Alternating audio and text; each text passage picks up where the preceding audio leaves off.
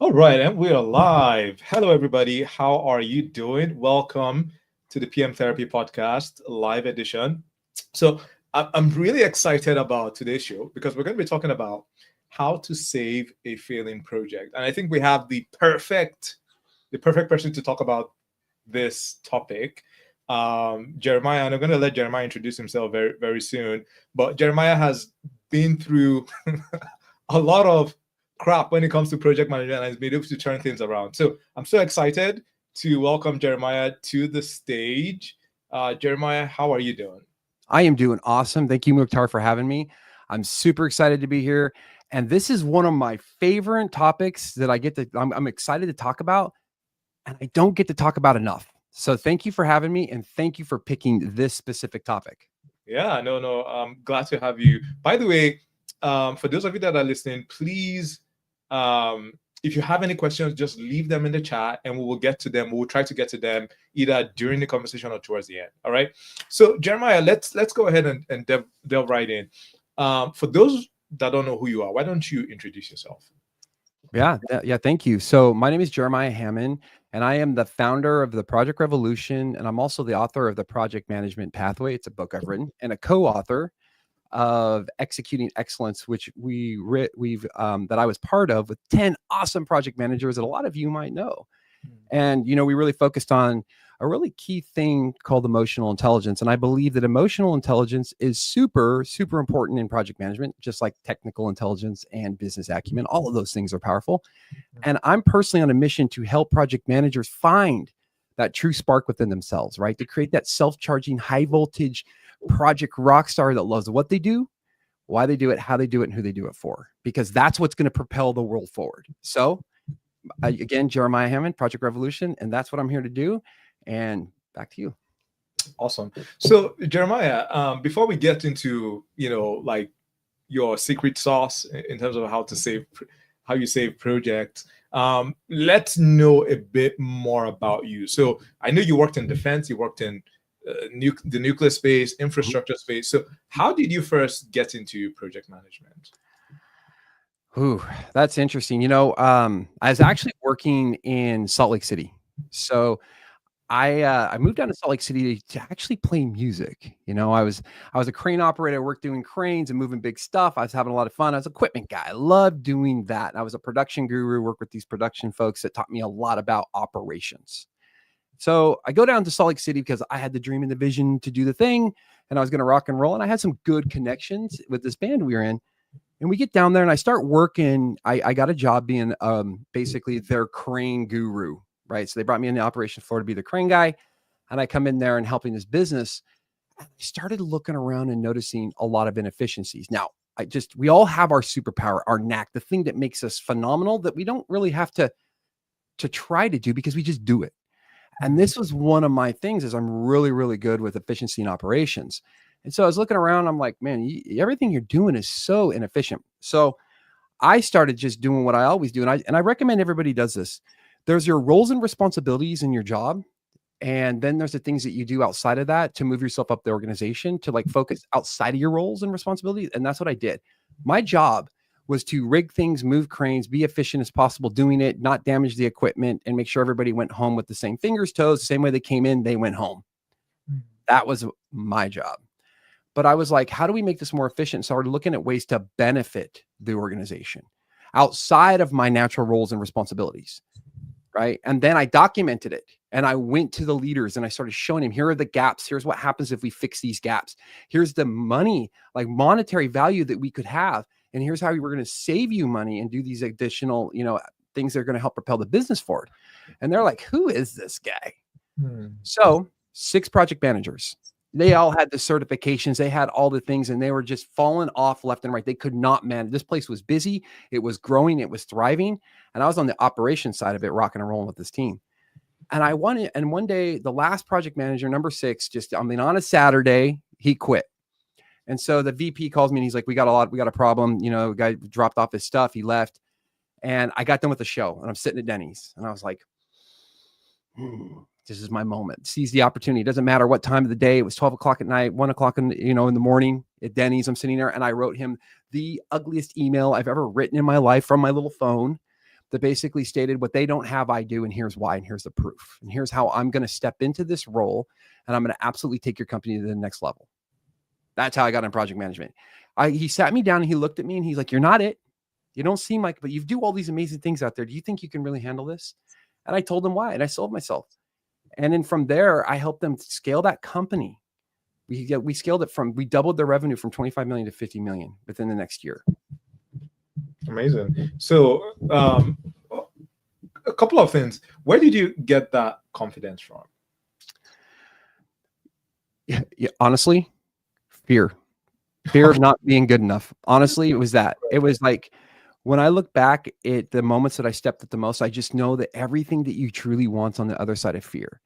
And if you play safe all the time, all you're going to get is safe things. And so I knew that, even talking about it, I get the chills. Like, I just remember that moment. It was like, I was nervous. I was like, I didn't have all the perfect, certifications that they had. All I had was belief, self-belief, that I knew that where they were failing, that I could do this. And they were actually impacting the people around them, me included, plus my team. This is a team thing, right? Everything is a we, not a me. Right. And I was like, none of us can do our jobs as efficient as we want because of this. And so I just had enough. So threshold was hit, had enough, said I could do it. But, sitting in there and talking to them, I mean, it was like the duck in there. I was trying to be all cool, calm, and collective, but inside it was like, paddling to keep above water. And I had to play a game of figure it out. Like, I had to play that. And so it was the fear of not being good enough, for one. And I really wanted to succeed, but also the pain of others. And I wanted to help and serve. It's a natural calling to pull me forward. Right. That's so amazing. And I think the same is true in my life as well. Like, a lot of the amazing things that I've achieved is because, I took a risk, and it sat on the other side of fear, so like, I mean, I've posted on this. So one example is my first LinkedIn post. Like, I agonized over that LinkedIn post. Like, what will my coworkers think of me? Like, I just really agonized and dreaded. And then I sent it, and the world did not end. Like, it's almost like I was thinking when you send it, like, a bomb would explode or something, but the world did not end. Actually, the opposite happened. People are like, oh my goodness, like, they saw me in a different light. My coworkers, I started, I even had more credibility in-house, and so it was just amazing. And that's how, it just went from there. And had I succumbed to my fear, like, I wouldn't be here now, right? Just to think of, like, because almost every day a lot of people say, hey, thank you for this resource, thank you for that, and I I'm very, very confident that the same is true for many people. Like, a lot of times, like, when you succumb to fear, there's just a lot of people that will miss out on the things that you can contribute, right? So did you want to say something? I did. It's crazy that you say even LinkedIn. Like, we did even same thing here. I thought about, like, my first LinkedIn post, and I did a 10-day leadership challenge. And I was worried about all of my peers. All of us feel this. Like, so, I mean, I resonate with that immediately. And the thing is our brains are triggered. They're triggered to even something like that. We fear of it, flight, fawn, what is it? Flight, freeze, fight, flight, freeze, or fawn. All of those things are triggered in us, even from just like writing a post. And we have to recognize that. And the minute we do, we can start going, okay, what is on the other side of this little bit of fear that's holding me back? Because that's what keeps us complacent. Right. It does. No, for sure. It does. And you're impacting so many people. Aren't you glad that you posted? Oh yeah. I mean, now I still, like, even till today, like, I have to pinch myself, like, to think that, like, what I say, like, people read that and people find value in it. Like, like, it still feels unreal, like, and people from all over, from, like, various levels, so yeah, it's still, still feels unreal, and I need to, I'm grateful. Yeah, that's, yeah. So Jeremiah, going back to your story now. So now you've spoken to the VP, you made your case, and he's given you a chance. So right there and there, were you giving the project manager a title, or was it like, okay, let's see what you can do? It was, let's see what you can do. So he paired me. He basically said, titles don't matter. because that's market value, right? And he's like, titles don't matter. Let's do this. Let's start with head of production. We'll go with production management. And which was heavy at that time. It was a project management role. So he paired me. He basically, what he did was he pulled two, and he said, we'll have one person who manages production management, and then we're going to have this, like, customer facing, internal facing. That's what he did. And so he wanted me at first to be internal facing, and then he was going to have some other people do customer facing. Customer facing person lasted about a week. For some reason, I still don't know why. I guess he just didn't. I think it went against his core values. Some of the things that those meetings that he was in, he didn't like. But he would work with the company for, I want to say, almost a decade, and he decided to leave. So whatever conversations they had didn't work for him. So then he brought in somebody else, because we had a lot of major, government contracts. So he had somebody who was working the government contract side. He said, "Why don't you just step in and do project management?" She kind of groomed me and started working with me. And basically what happened is, when she got overwhelmed with those jobs, here are, 250 mini projects that are running over here that are happening. There was a lot of projects. We built overhead bridge cranes, things like that. Here's all these 250, little mini projects that somebody needs to talk to our customer, and then they were like, Jeremiah. And so I officially stepped into that role. And once I got in there and I proved that I could do that, and I built a team. I brought on my project management assistants. We restructured the engineering team. We really started growing this company. I looked at them and I said, I would like to have my card say project manager. Okay. And he was like, okay, all right. And he goes, but product manager, project manager, does it matter? And I was like, it does. I would like mine to say project manager. So we negotiated, and I officially became a PM. And I remember I still have it posted. When I posted it on Facebook at the time, I was like, right when those cards came in, I was like the proudest, like, superhero. I am a project manager. Nice. I've done it. So that was it. And what's happening with your singing career, like, during this time? Is that on hold? Is that? Oh no, it's rocking. It's doing all the things. Oh really? So you're still in a band and you're still doing that? Okay. Yeah. Nice. All right. Yeah. Nice. Okay, that makes sense with, because I think a lot of your what you call it, like your language, I use a lot of musician type language in the project management space. I noticed that. I didn't quite know that you were actually a musician on the side. So that's. Oh yeah. Oh yeah. I just played a packed house here in the Crystal Ballroom last weekend. Oh wow. Where we had 200, 300 people packed into a crowd, where I was the front man up there, woo, doing the thing. Wow, interesting, amazing. All right, so I think maybe we'll get to your singing career, maybe not in this episode, maybe in another episode, but focusing on your project manager career. So now you're a project manager. Can you talk about a project that was failing, and you came in and you had to turn things around? So can you set the scene for us?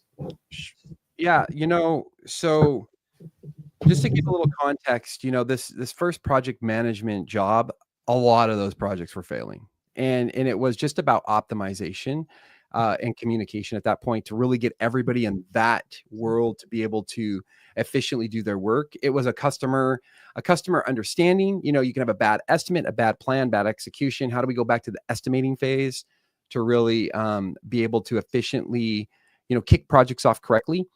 So that place was magic. That I talked about this at the start of this, was I really I just had a knack for figuring that out. I was not framework guy. I didn't have all of those tools and tips and tricks. I just intuitively knew what to do. And then I was naturally charismatic enough to be able to lead the team.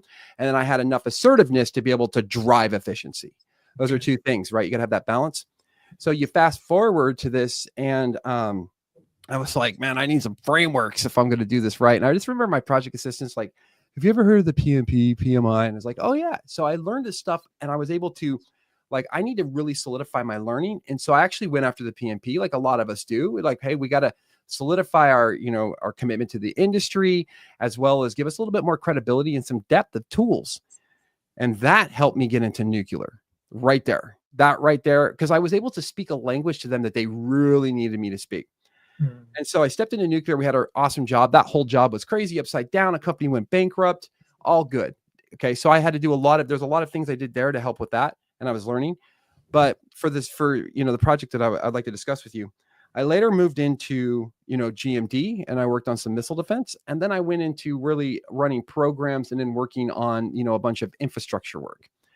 And one of the projects that we had, and there's kind of a similar theme and a pattern that I've seen in all of these projects that you're able to apply a lot of these methods to. And, one of them that comes to mind is that, we were brought into this job, and it was a bridge job for California. It had a lot of what they call Caltrans requirements, a lot of standards, regulations, and quality requirements that are not technically expected when you're doing bridge cranes, especially when they say it's like we've always done it. If you ever hear that, everybody run, right? If anybody out on project says this is an easy one, stop the boat, get the team in the room, figure out what's easy about it. Okay. And so this is a project that they brought it in, and they missed, and everybody, it was called a must bid, which meant they had to get it. They had to get it. So they real thin profit margins. So they brought everybody in, they said, it's a must win. We won it. We got the bid, and it's going to be an easy one. And so the first thing that happened is they handed it to a junior project manager and asked the junior project manager to start running it. They get in there and they're just like, something's not right. So they said, Jeremiah, will you take a look at this? Will you take a look at this project? Sorry, Jeremiah, to interrupt. So just quickly, what's this project about? Is it to build a bridge? Like what's the... Yeah, it's to build a bridge. Oh, okay. An actual structure, a bridge for a freeway in California. Okay. All right, please continue. So we were basically widening the freeway in California in a certain area. Down in Sacramento. And so they had to we built all of the structure underneath it. And so these are girders and ties and all this fun stuff. So there's a lot, I want you to picture that you're taking an existing structure that's been there for a long time, and we had to modify what's existing there. We're going to add the new stuff on there. So there's lots of work that has to happen to that in order for us to even get to the building phase of it. Right. Right. So, and it was a must win, which meant, and it's an easy one. Just remember all this, everybody. If it's a must win, so it's going to have low profit margins, and it's an easy one. So I get in there and I'm taking a look at it, and I start reading the very first thing you always do in projects, everyone. What are the requirements? We work to the requirements. If it's not required, don't do it, right? You got to know what the requirements are, especially when you're building bridges. You got contracts, we got SALs, we have agreements that we must meet. These are musts, right? Standards and regulations.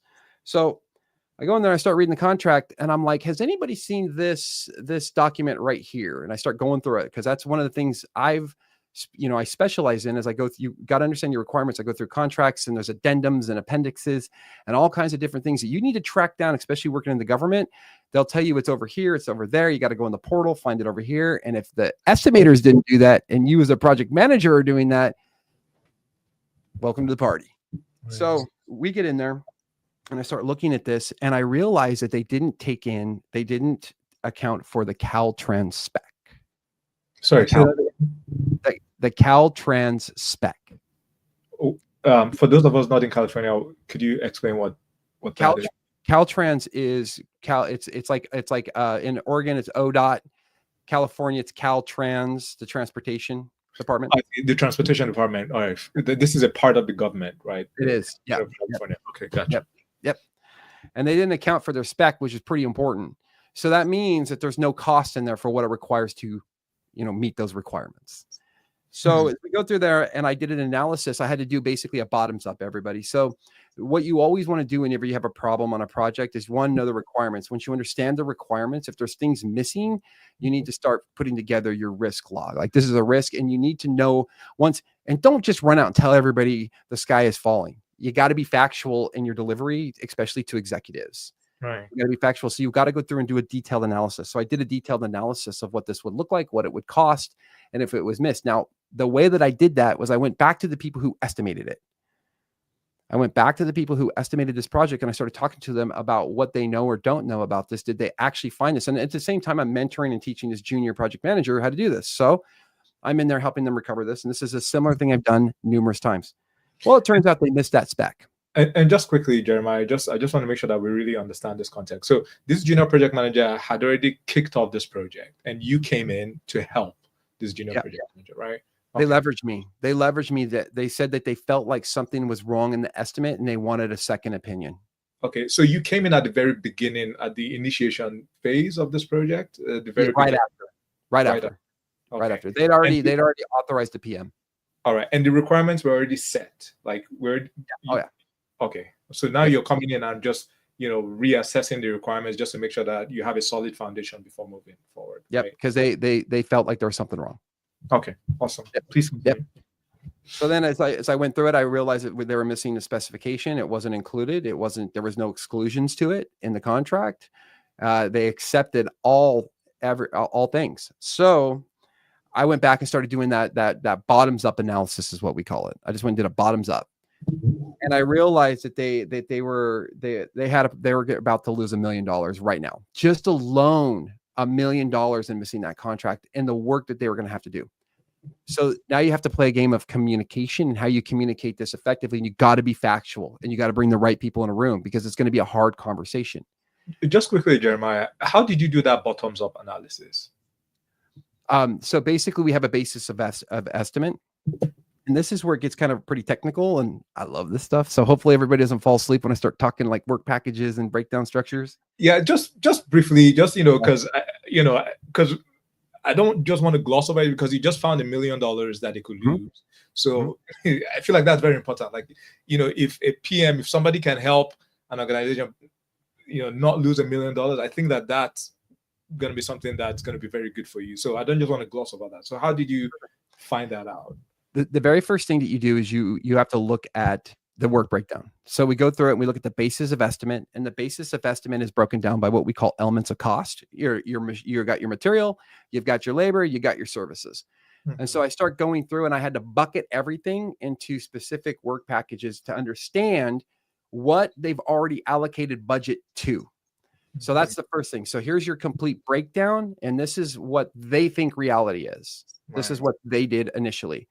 Then from there, I do a bottoms up, which means I'm looking at every single detail. So not only am I looking at the work that they've done, I'm doing the analysis there. So I'm redoing it, but I'm doing it from the bottom up. So I've broken the work all the way down to the activities. So I went through and said, here are all the steps we have to do in order to meet these requirements. Here are all the stops that we have to have for like quality or people, that have different touch points, different vendors, suppliers have to come in. All of that gets baked into this bottoms up. Then I have to allocate dollars to it.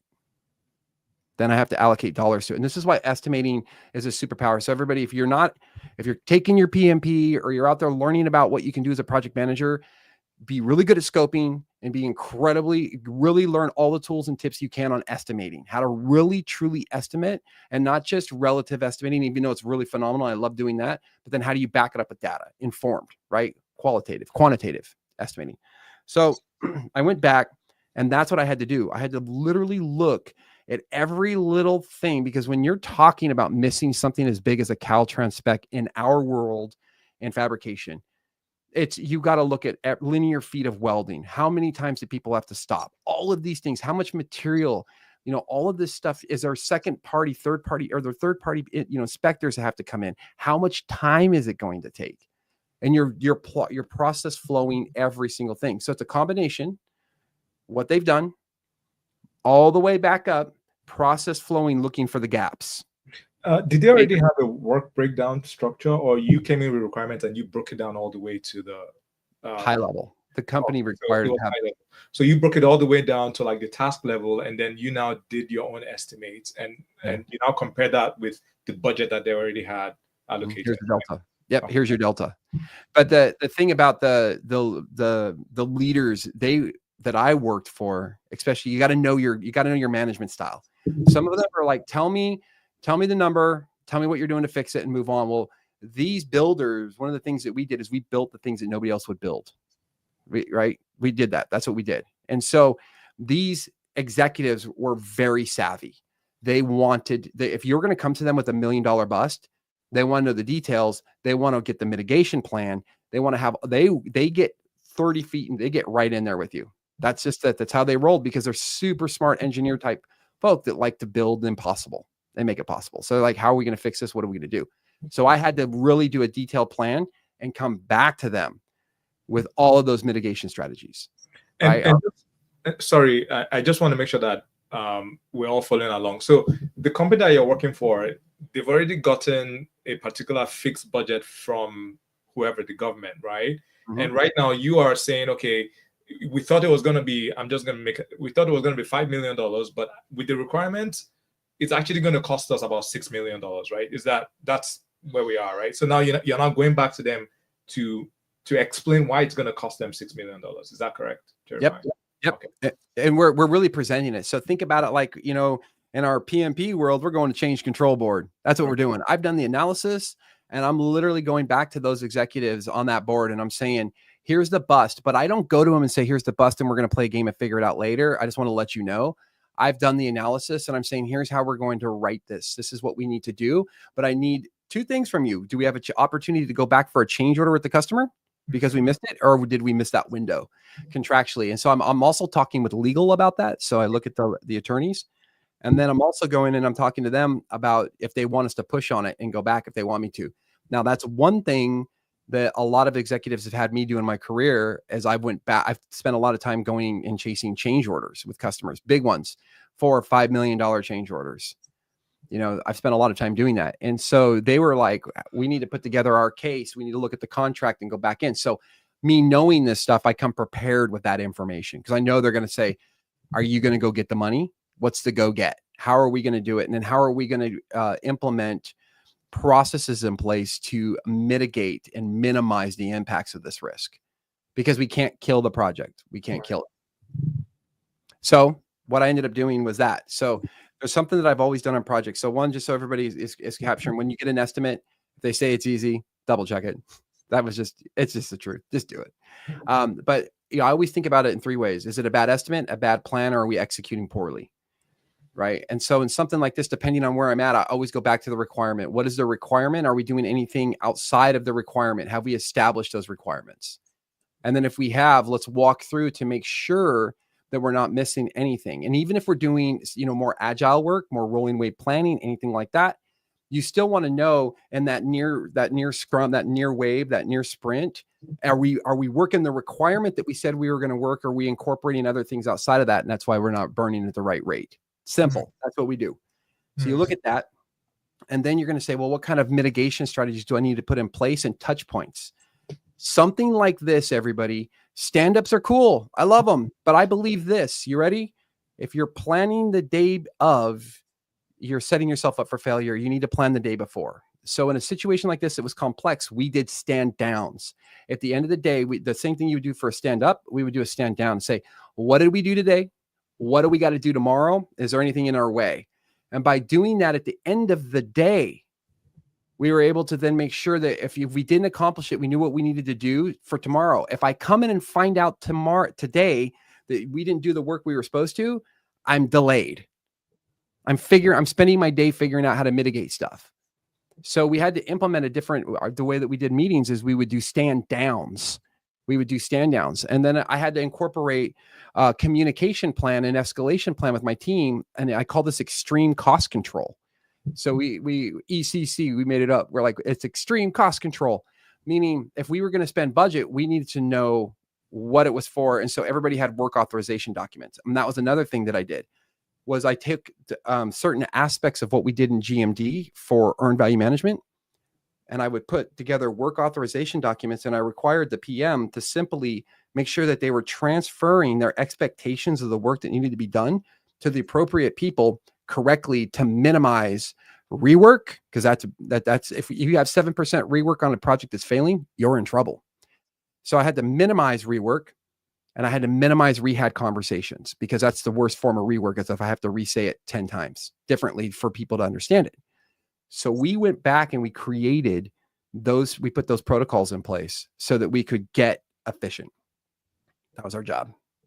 And we leveraged rolling wave planning, and it was a fight with the overall team, because they felt like they're predictive because it was an easy one and everything should be predictive, when really they were really agile, and they were wondering why their teams were always being more agile.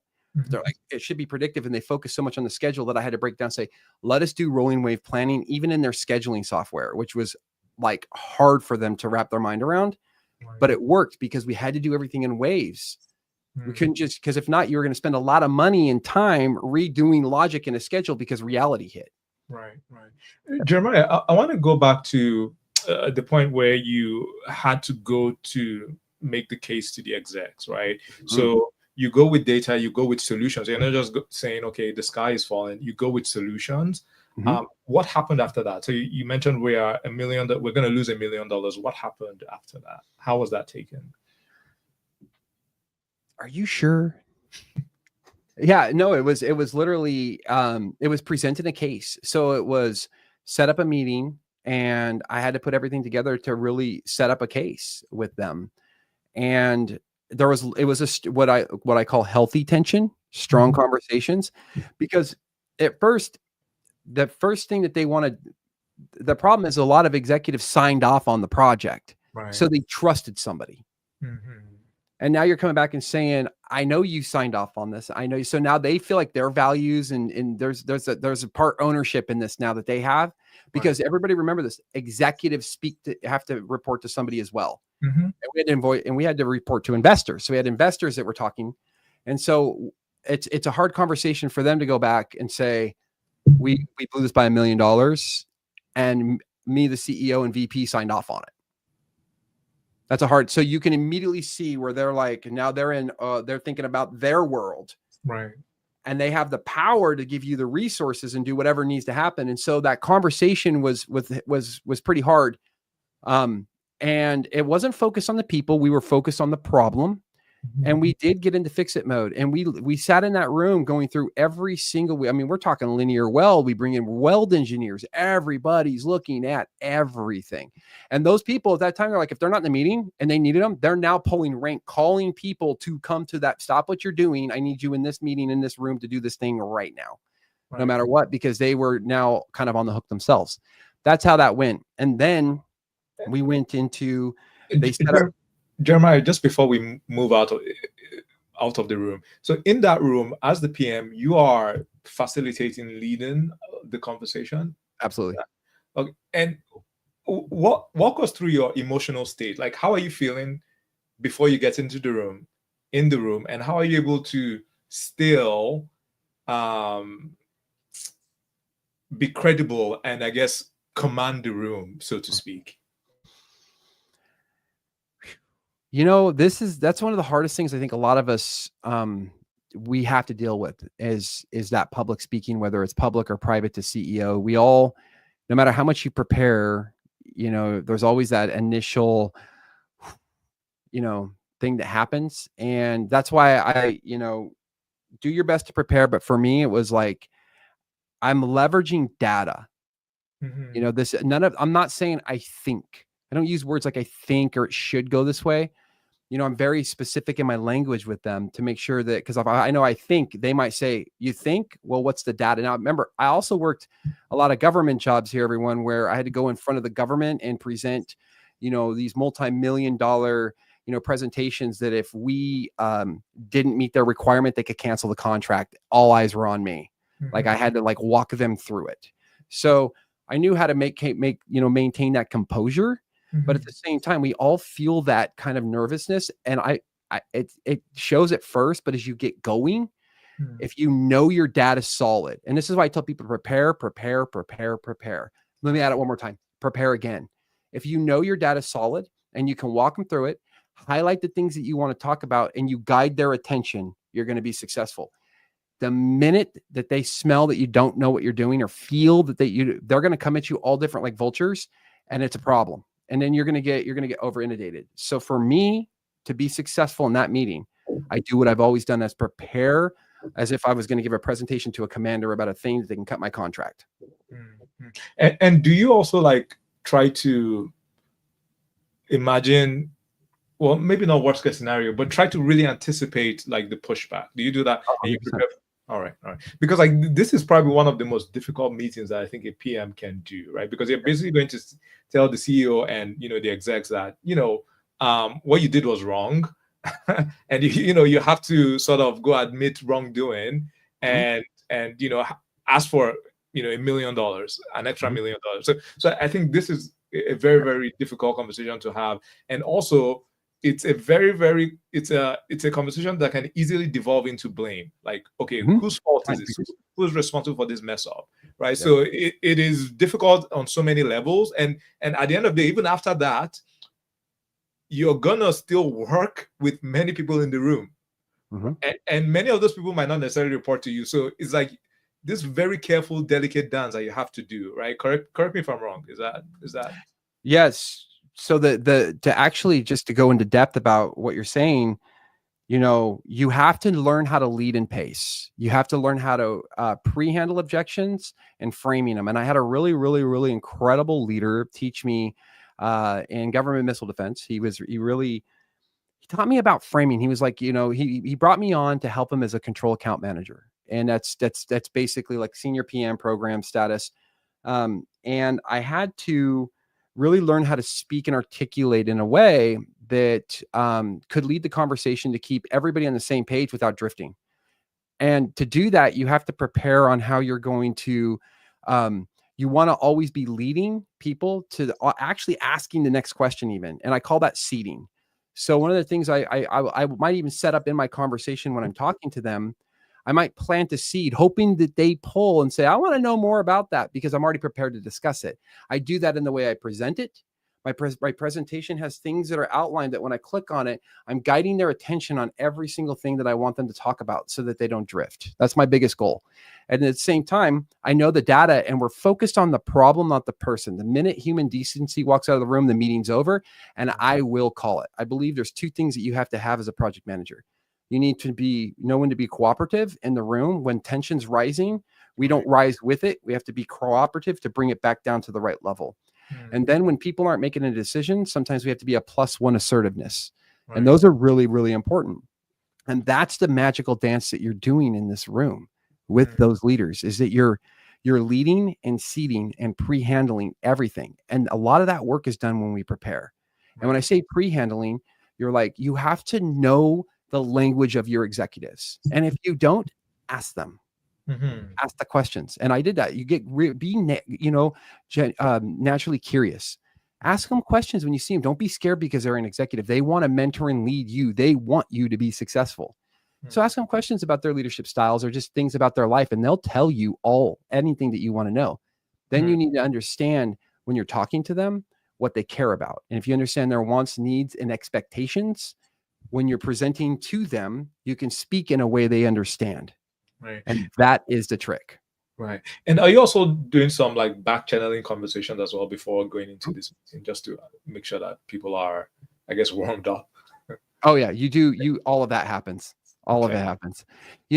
Like this is why you got to build friendships and relationships with your peers and people above you. You just have to. We lead, manage, and follow. As project managers, we are the gap between the doers and the executive leaders. And you need to make friends with the doers and you need to make friends with your executive leaders and then your peers right beside you. You need to build relationships. And by doing that, when you're doing this stuff, you can have those conversations around certain things.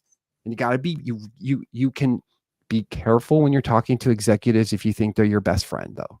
Because sometimes as a leader, if I go in there and I'm all just really loosey goosey and I'm like, oh, this thing, I'm looking at it. Yeah, we're about $1.2 million, but don't worry, I'm going to come back with a plan. If you just say that loose like that, that leader is going to start thinking. And next thing you know, you might have to be pulled into a meeting sooner Right. than you're ready. And then you're under the gun. It's not right. You got to pick and choose how you ask questions, explain things, and what you say to people at all times, Right. especially when you're dealing with that kind of money.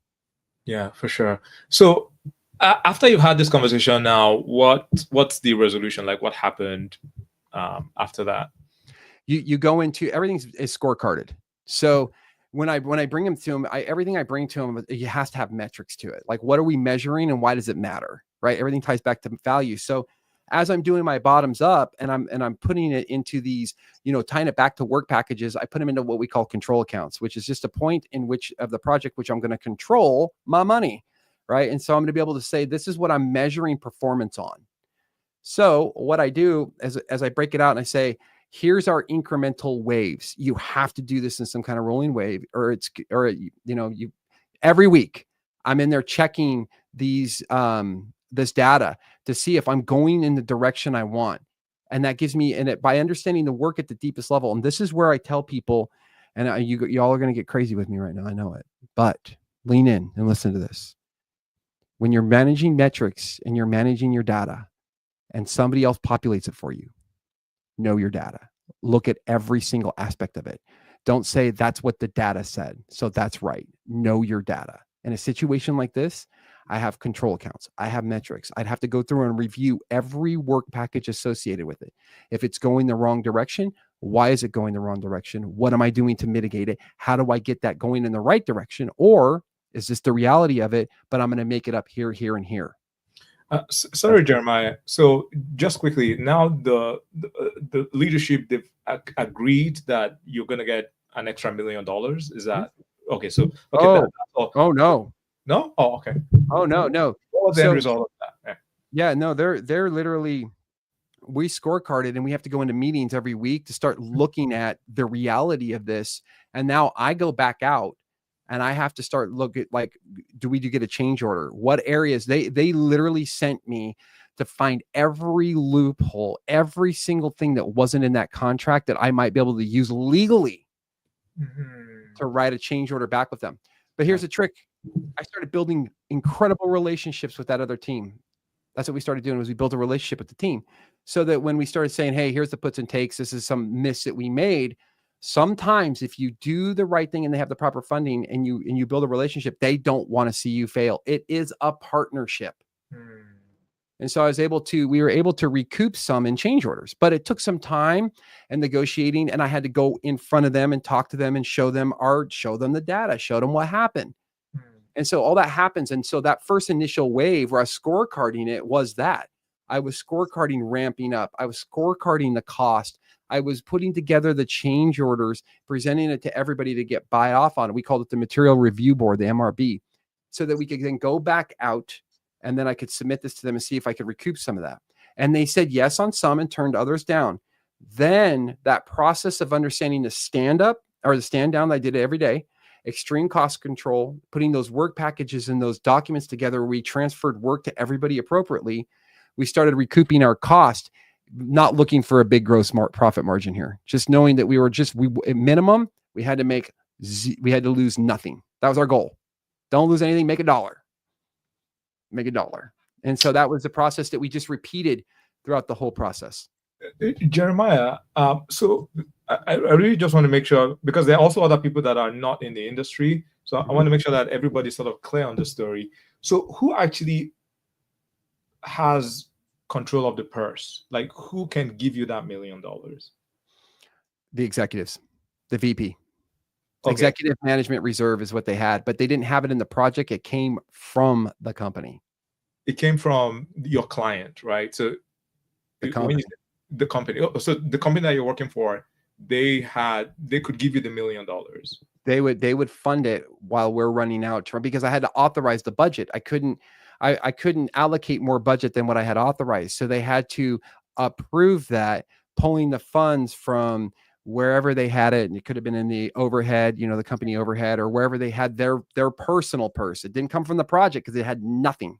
Right. Because there was already a budget that was allocated, and now we're saying that we need more, right? Okay. Yep. So now the execs can give you, the extra $1 million that you need, but that would have to come from I guess maybe from the company's bottom line and not from. Comes from profit. Our actual, it comes from our incentive and everything. We get it right down to employees and everything. Okay, so that is the main problem. So that extra $1 million. So now, if I'm hearing you correctly, you had to be. You put all these controls in place. You said you did rolling wave planning, and you were always reporting to the execs. As you were going through, I guess, stage by stage, to say, okay, this is where we are right now. This is how much we spent, and we're gonna need, more money because of XYZ reasons, and then they would approve a bit of that. Am I understanding you correctly, or am I?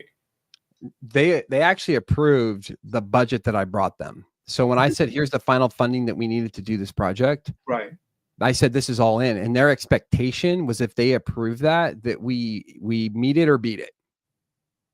Okay. Because I had irrefutable proof that this is the answer, and they knew it. It was like the data didn't lie. This is it. These guys are smart. They would literally do linear feet of weld, like they knew I was right. All right. So they approved the extra $1 million that you needed. Mm-hmm. Okay. They approved us to move forward and write it down. Yeah, we were writing down the project. We were writing down the balance sheet of the business for sure. Okay. All right. That makes sense, because to me, like, that was one of the big conflicts that needed to be resolved. So, with your preparation going into that meeting, you got that approved. So now it's about, like, all eyes are on you. How do you make sure that you execute well? Okay. So how did the project end? Like, what happened? We ended up making money. They ended up making not a lot of money, but we ended up making money. But it was a whole team of people that had to work very close together to make this happen. And that's the trick. It's all about the team. The project manager can come up with the secret sauce and take everybody's madness and put it into a plan. But it was those cadences of getting together. Whenever we had a problem, what time is it? Right now. We would jump on it immediately, and we'd have to figure it out. And that was the most efficient way. And there was a room full of brilliant people that were constantly working on it. And the customer was on our side, helping us with certain aspects of it, because they didn't want to see us fail, because they want us to build more bridges with them in the future. Mm-hmm. Don't burn the bridge, let's build them. So we ended up in the long story short, it was actually, when you talk about dumpster fires or chaotic projects, these are the ones that's really the hard ones that hurt.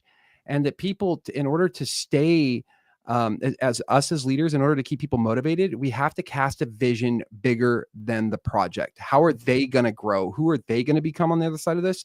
And that's why when we're learning this, if you can pay it forward and train people on how we can mitigate it, and you really show that you're going to grow them as people, it lessens the sting of the failure that you're working on every day that you show up to work.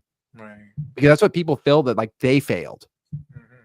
They failed the project, and they didn't fail it. It was handed to them as a failure. We are actually superheroes rocking this right now.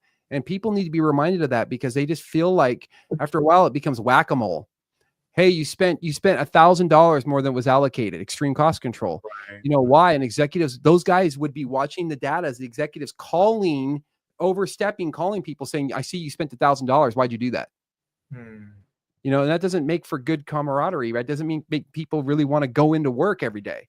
So our jobs then at this point was, how do we stay on top, hitting our cadence, and keeping people feeling like they're not such a failure. What's the future focus here of how and who are we becoming on that journey? And that is leadership. That is the trick. Okay. All right. So Jeremiah, I want to pretend like I'm your student, right? You're my coach. I'm your student. I wanna just go through how to turn around a failing project, and just feel free to interrupt me and interject, right? So, just based on what I've heard right now. So, when you're dumped into a dumpster fire, when you're dumped into a crappy project, there are three things that you need to look at: the estimate, the plan, execution. Is it a bad estimate? Is it a bad plan? Is it bad execution? Right? In this case, you found out that the estimate was bad, right? So, and the way you did that is that you took the requirements, you did a bottoms-up analysis, right? So you did the work breakdown structure, broke it all the way down, did the estimates, and then you now compared that with the initially allocated budget. All right. You saw that, all right, oh my goodness, we are $1 million behind, right? In the red. So with data, you took that and you went to your key stakeholders, right? And with data, with also like a lot of prep, emotional intelligence, like this is the problem and this is how I think we can solve it, right? We're focusing on the problem and not blaming anybody. Okay, so now they approve that, and then you make sure that you have really tight controls in place and there's visibility all the way to the top, so that these people that just approved an extra $1 million, they know that this project is going to be handled correctly, and it's visible metrics all the way through to the end. Also, you also have the emotional intelligence to make sure that, all right, to try to infuse this culture of Learning. Yeah, learning, but also like we made a mistake in the past. Let's not dwell on that. Like, let's look forward, right? It's okay. So we're not really dwelling on the past, because that's also very important for morale, right? So morale is also very important. In addition to turning the ship around, morale is also very critical. Like, you're paying attention to that. And then that's how you sort of drive it to the end. And another thing that I should mention is like, you're doing stand downs and not stand ups, where you're like, okay, this is what I accomplished today, this is what I plan to accomplish tomorrow, and this is where I'm stuck, right? So this is sort of my blueprint that I just got from you. Where did I The gaps to fill yeah, in? the one thing that I would do is you said, I think this is how we're going to solve it, where I had to tell them this is how we're going to solve it. All right. That think thing, that's where I've been in front of a lot of CEOs and a lot of VPs. And when you tell them I think or I should, they will stop you. You think, Right. or do you know? And I'm like, oh man, I'm talking to my parents. Right. But that's a big one. The stand downs is crucial. I'm telling everybody that's crucial. So I think you nailed it. Everybody give him a round of applause. Wow. I think you nailed it. I'm a great student, right? A plus, B A plus. plus right there. You nailed it. The one, and then the thing about it is that even in like an agile environment, and I want to just be clear, you can break down a mini scope when you're doing your sprint planning. If you're nervous, like, is this going to go well? You can break it down enough. It's not about having 100% of the project all the time. It's really about knowing what you're doing right now matters and ties back to the big vision. Right. And then that rolling wave is so important. As long as everybody's on the same page with that, right, you're going to be okay. And that's the trick. I'm time and time again on so many projects. I can walk you through this. Bad estimate, the bad planning. Are we executing it poorly? Right. No, I really love like that simplicity. Just, you come in, is it bad estimate, bad planning, bad execution, and then you delve right in. That's really amazing. So Jeremiah, is it okay if we go to the questions? The comments are on fire. Is it okay if we go to comments and questions? Yeah. Okay. Yeah. All right. So, hello from Oregon. That's Brooke saying hello from Portland, Oregon. Ashley Long.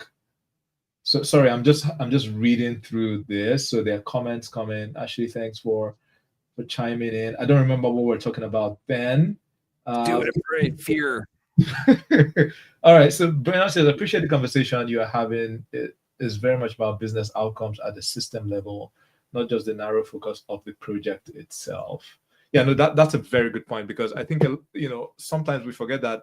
Sometimes we think that the project exists in a vacuum, but a lot of times a project exists in a certain context. And we always need to, I think we should always tie our projects to the broader context. And that's how you can really be a good champion for your project. Like in my experience, there are some project managers that are very effective at diverting resources to their project, and there are some others that struggle. And I think the ones that are very good at doing that is because they understand the context, they understand what really matters to the executive, and they speak their language, and they're able to make a case for their projects. I don't know, Jeremiah, do you have anything to add there? I just think that it's not about the resources, it's about being resourceful with the resources you have, which means you have to understand the organization at the deepest level and how everything you're doing impacts it, so you can leverage the resources effectively. If you don't, it goes back to what you're saying, people have a hard time allocating resources. Right. And I honestly believe 100% you have to know think of it like this. You have emotional intelligence, you need business intelligence. You have to understand the business and the organization just as much as you need to understand yourself, and you need to understand your team. Right. Very well said. Yeah. He's a musician. I didn't know that. Right. Yeah. Right on, Brooke. All right. So I see a lot of just comments. Yeah, everybody's amazed that you're a PM and a musician. That's a lot of love for Jeremiah. No love for Mukhtar. What up, Aaron? Good. Oh yeah, thank you, Vinay. 2 p.m. rock stars. Yeah. I'm not putting myself in the same category as rock. Mukhtar, we definitely rock. All right. So how often do you compare your EV metrics? So this is from Tom Saxon. How often do you compare your EV metrics to your estimated baseline in this situation? And did those metrics accurately forecast the true outcome? Yeah. Yeah, this is a great question. So what we did was we had our business rhythm, and we decided that we would do it weekly. And because we had such extreme cost control, we were every Wednesday we would update our. It was basically a week, so every Wednesday we'd update our metrics. By Friday we were reviewing them. Monday we were talking about them. And once you get into that cadence, we were constantly just staying right in front of them. Awesome. So as we had a weekly business rhythm. We felt that monthly was too long, and bi-weekly we were missing revenue. All right. So this is from Vinay. How do you handle KTs with third-party consultants? I think by KTs we mean knowledge transfer. Right. This is the same thing that I personally did, was that I would put together work authorization documents, and honestly, I'd also put in my PO. So whenever I was working with other contractors, I would put in here, here's your PO, here's the cost, especially if I'm hiring them. And then I would flow down, I called them flow downs, and here are all the requirements and the things that we expect from you. And we'd also do audits. If it was their people coming in, I wanted them to send me their expectations, their requirements, and then I would trade, and we would trade. It was always written. Okay. And then if we had specifically, we would work with SharePoint or different things like that, depending on what kind of systems we had. Right. We would have a portal for them that they could access. Okay. So, I don't know, when I hear KT, I'm thinking like training, and like, how do you ensure that? Okay, maybe if you're having consultants coming in and out, like, you don't have, like, context carries over. That's sort of what is that what you had in mind as well, Jeremiah? Or yeah, all that training, everything has to be done, and you have to do refreshers and effectiveness reviews, especially if they're working in our facility with us. We would then have to hold these specific all hands on deck effectiveness reviews, make sure everybody understood the processes and procedures that we were working to. Okay. And that was actually another thing that I did just as on my projects that made them successful, especially when I was directly project managing them, was I knew that you always have new team members coming in at different times. Right. And so every week I would have specific training on the project and things that I felt that, especially based on NCRs, which are non-conformances. Right. If we were having consistent patterns of, what they call dysfunction or non-conformances, I would always be training every week. Either I would do it personally, or I would have one of my project coordinators do it. Right. One other thing that I've found that has worked for me is just maybe, like, because I use Loom a lot, so I just or maybe even record me doing the training for the first time and just put it in, like, my project folder, and whenever any new person comes, just send them that link. And then another thing that I've also that has also worked for me is just having this, like, why does this project exist in the first place? Like a one-pager document, like the context and all of that, before getting into, like, the details of the scope. Like, why are we doing this? It's almost like it's something that you come back to again and again when morale is low. Like, this is the reason why we're doing this. Like, we're trying to, it's bigger. Back to your point of, reminding them of that vision, casting a vision that's bigger than the project itself. So that is in that white document. So I usually, have that, and then it's part of, like, I guess, onboarding for any new person that comes into the project. So I found that quite helpful. Absolutely. That's awesome. All right, Ashley Long, what are some examples of questions to ask execs? So I think this was when you were talking about going into that meeting, the exec. So I think Ashley Long is asking, what are some example questions to ask? So personally, one of the things I like to ask, I like to ask questions through conversation to figure out decision-making styles. What's important to you? This is a big one. What's important to you about this organization? Like, what metrics are you tracking this quarter? That's a big one. If you can understand what they're tracking this quarter, when you're speaking to them, you kind of know, like, that's why it's always good to go back to organizational objectives. Like, what are OKRs? What are we trying to track? Our goals. But then if you really want to get deeper, you ask them what their goals are. What are your personal goals are? Hey, ask them questions about leadership. Hey, when you think about leadership, what's your favorite leadership style? I'm reading this book called Primal Leadership, and right now I feel like that I'm really, I'm landing with democratic and affiliative. What's your favorite? And you just extract information from them, and really you're doing it because you want to be able to speak to them efficiently. And it teaches you how to have better conversations and be naturally curious. Right. Jeremiah, just a quick question. Would you consider yourself extroverted? No, Oh, okay. no. I'm more of an ambivert. All right. I know, like I know how to stretch. Mhm. I know how to stretch when I need to be an extrovert, and Mhm. I know when I need to recharge is usually when I fall over. Okay. Right. But yeah, so I'm more So, of an ambivert. yeah, all right. Yeah, no, I would consider myself the same. The reason I'm asking is because I feel like some people might feel a bit weird, Mhm, just like, with a VP, like just asking them straight up, mhm. you know, what would you say is it like what's really important to you personally? So I'm just trying to Yeah. reach out to those people because I know some people like, it's fine, they can really ask that and it doesn't come across as weird, but I feel Yeah. like some other people it might not come across natural. So I'm just trying to, see how those people can handle that situation. I wouldn't really ask them like what's important to you. It's more of like what I said, like I'd find something that I'm doing and then figure out how to use that as a bridge to get the information from them. Nice, nice, nice, nice. Like, hey, I'm reading this book on, I primal see. leadership. Makes sense. Makes Yeah, and sense. this is Okay, what's important to me right now in my goals. Oh, I'm right. curious what's important to you with your goals. What are you working on? Likes Yeah. attract likes. Yeah, no, I like that. So it's not like you're just coming across as Yeah. this like, yeah, A good question, by the way. Good extraction there. yeah, no, that's like, you start from what you're doing. I love Yeah. that. All right. So let's go to Andrea. Andrea, thanks for commenting. I love all of these conversations like this, make it more relatable and easy to listen to when it's real world experience and you can feel the passion, right, that people have about their work. I appreciate the advice. Thank you so much for the love, Andrea. Yeah. Um, Vivian says it's been an awesome session, anticipating more of these. So thank you, Vivian, for chiming in. Um, Vinay, issue was that our internal team. Okay, it was that our internal team was reluctant to give honest KTs as they felt like their position would be compromised. So I think I get.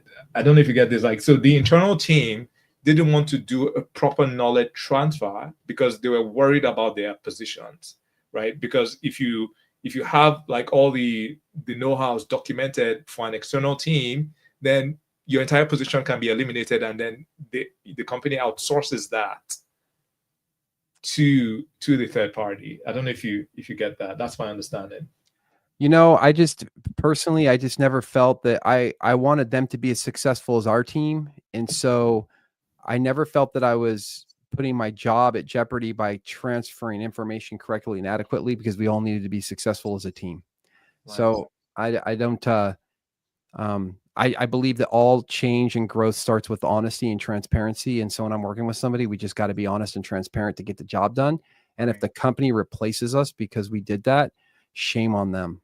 Yeah, right, right. Yeah, I know there's some shady companies like that. Like one time I was Yep. working for this and they were like, yeah, why don't you write down all what you've been doing, and all of that. Like it just came out of nowhere, Yep. and it's all right. All right, I'm gonna write, document Yep. everything and Shame on them. I'm gonna start polishing my resume. All Yeah. right, so Yeah. I'll write this all into my resume. No problem. I had a company ask me, they go, can you update your resume and send it to me? And I was like, what's going on here? You know what I mean? Because it's like, are you getting ready to like replace? You start getting all your head starts thinking of all the things. right. No No, matter I how mean, good you are, we're always leery. yeah, always, yeah, all good. So, Jeremiah, if you have some time, I just want to quickly go through a lightning round. Do you still have some time before we? Yeah, let's go. Let's Right. go. All right. So, lightning round. What would you say is the fastest way to trigger a PM? Surprises. Okay. Surprise! $1 million. Yeah, $1 million surprise. You don't get to sleep.